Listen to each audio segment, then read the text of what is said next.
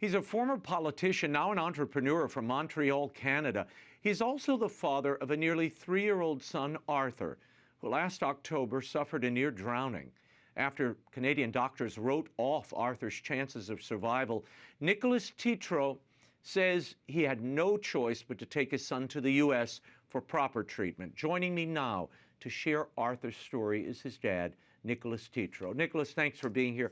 On October 8th of last year, your son Arthur, then 2.5, nearly drowned in the pool, but was rescued and eventually taken to Montreal Children's Hospital for treatment.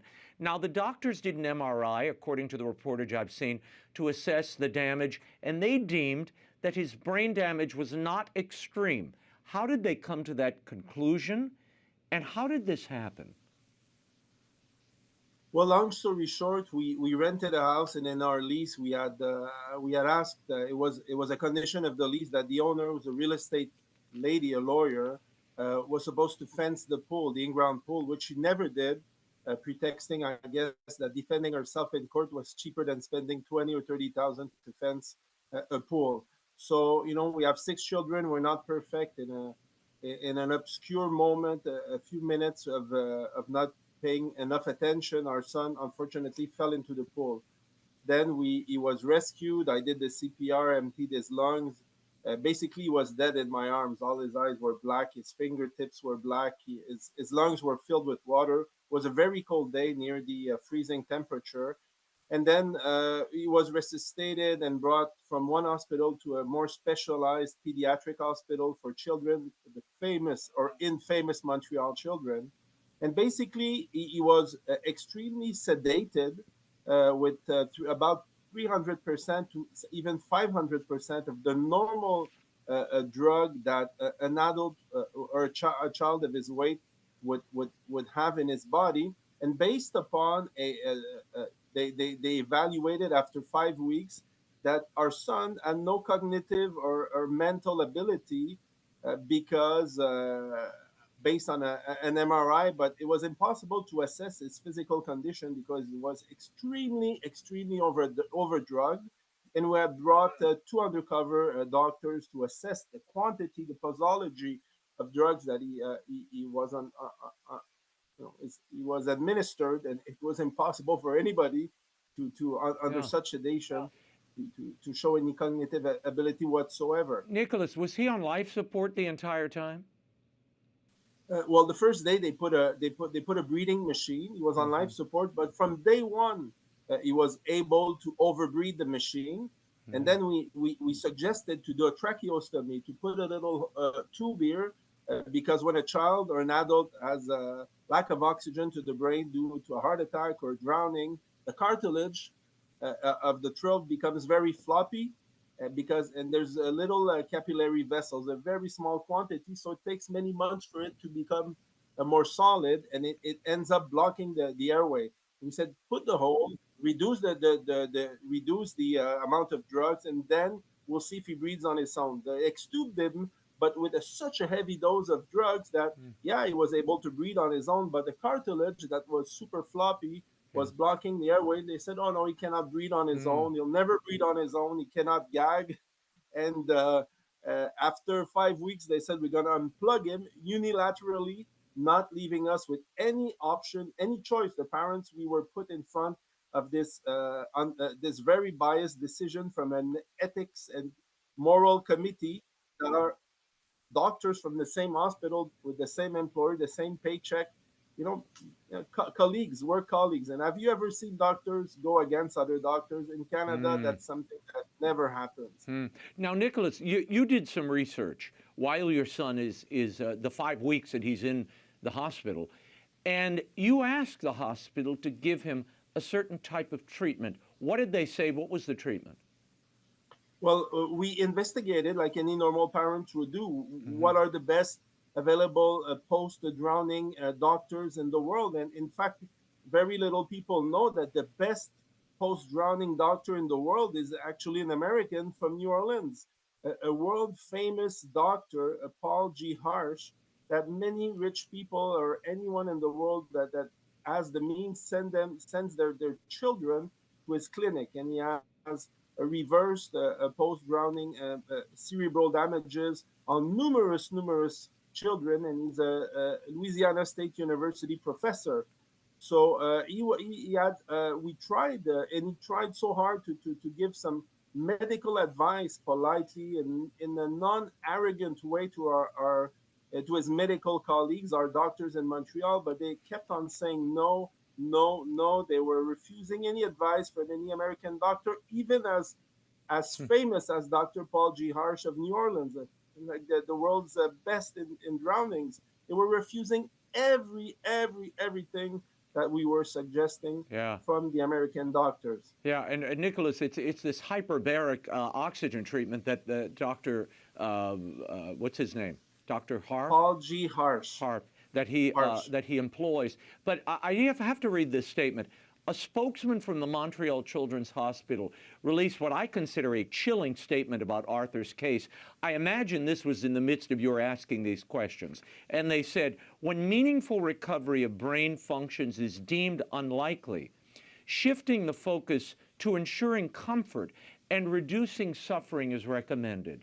Families are supported with options such as second opinions or transfers if desired. Now, Nicholas, did you experience resistance to transferring Arthur to another facility? And I guess government rights here, or the hospital's prerogative, trumps parental rights. Well, we experienced huge amounts of resistance.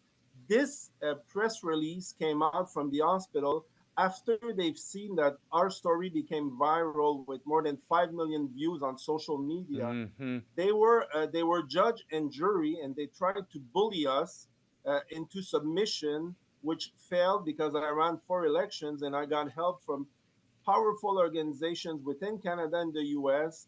And basically, we kind of forced them to let us leave the hospital to go towards an American hospital. And they were refusing such simple things as of like giving 30% oxygen twice a day, 2 hours a day, which costs like $10 in a month. And when we took our American doctors, when we were able to force the hospital to transfer us to Ochsner Hospital in New Orleans metropolitan area, we had American doctors and military in the plane, and they used that 30% Louisiana State University technique to give 30% oxygen twice a day to remove brainstorming or how do you call it? I forgot the term in French, dystonia in English, where the child who has brain damage cannot control his movements and with his arms and legs and looks like a banana by stretching his back. In 2 hours and 45 minutes of simply applying the Louisiana State University Paul Harsh technique of giving 30%, he landed in New Orleans with no more dystonia or brainstorming. They could have done that 7 weeks ago. All they did was drug our child beyond belief. They refused everything. One of the things that surprised me is when you advocated for this treatment, the Canadian hospital suggested that you and your wife should consider organ harvesting. What was your reaction to that? Well, in general, it's something right. It's the right thing to do. I'm a good Christian. You always want to help other people. But when you feel that it becomes like a drug, not a drug, like a sect or a religion where all the employees are promoting it, and you should look at the videos of the head of the pediatric unit, Sam Shemi. He's promoting this a bit like in a overly exaggerated way. They did not force us to do this, but they certainly told us that they would unplug unilaterally our child with or without our consent on November 29th, and that he would never be able to breathe on his own, that he had no gagging reflex, and that he will have dystonia all his life or brainstorming. And he doesn't have any of those. After 3 weeks and a half in New Orleans, we could have went home, but because he's so severely sedated that the Ochsner Hospital are amazing in New Orleans. Mm-hmm. They're taking their time to wean him off of heavy doses of drugs.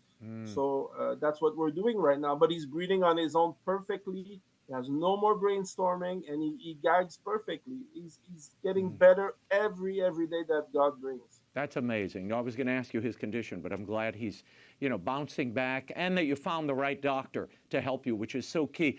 Nicolas, do you believe Canadian doctors were too quick to write off Arthur's chances of survival due to Canada's legalization of euthanasia? And what would you tell other parents in Canada or elsewhere facing similar situations? I think that you're pinpointing the best questions ever. I think that so many children, unfortunately, in around 4 elections, and I'm saying this because we've been there in 7 weeks, they had like 8 children who died. Here in New Orleans at Ochsner Hospital in the same pediatric intensive care unit, but in the US, no one died in 4 weeks. I just feel that in Canada in general, because hospitals are public with public funds, the patients are like a burden. They're seen as a Yeah, burden, like well, as an expense, super negatively. Whereas in the US, there's hope, there's optimism, and the mm, patients are seen as a source of income. Just this alone makes the entire difference. And I feel the American doctors are much more mm, open minded, not narrow minded. I feel that in Canada, it's like a kind of a military hospital with, like a mm, pyramidical a yeah, pyramid where yeah. the head of the department, your numbers, its budget, and they're very narrow minded. And there's tremendous peer pressure amongst doctors when you work in a big organizations, they have difficulty trying to do something different and Yeah. something new. Well, it seems the system incentivizes the quick disbursement of the client, no matter which way they go. 100%. And if you can't quickly cure them, well, then we have another option for them. And yeah, it's an unfair and frankly inhuman system. But Nicolas, I'm so glad you're here. We will leave it there. We'll continue to pray for your son Arthur, and thank you for sharing his Amen. story. Keep us posted, please, on his recovery. Thank you for everything you do every day. You're Thank very you. kind. Thank you. God bless you.